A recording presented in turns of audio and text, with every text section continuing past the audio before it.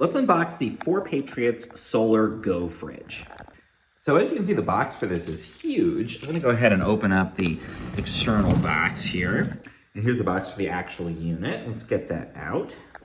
There it is, and I'm gonna move it to a little bit better spot here to open this up. Let's go ahead and open up the internal box now too. All right, and here it is. Inside here, we can see the top of the unit.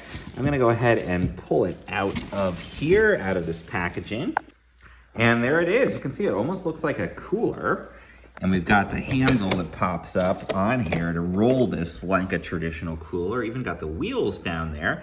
But then, unlike a traditional cooler, it's got the whole chiller component to it here, where we're able to have the solar input, and I'll take a look at that in a sec. We'll open this guy up. Let's see, I think we can open it here. Yep, here's our inside of the unit. Quite a lot of space in there. Definitely enough to do like a tailgate or barbecue, or take this along to have those perishables for camping. So I think this looks great, and I love that it's something that feels super rugged.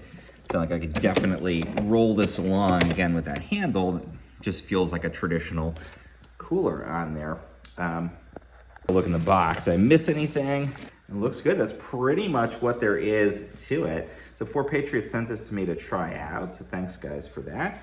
And let's see if it's comes charged up, if I can try to switch it on over here. And firstly, let's just take that protective foam. Always good to do that, or film off the front rather. I did find something in the box. So it says, stop. I'm glad I saw this.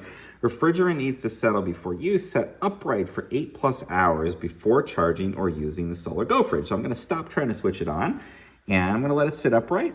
Once it's ready, we should be able to switch this on and have cooling right through here, and be able to keep the interior of this nice and chilly, and to be able to plug in and charge up with solar and all that kind of good stuff.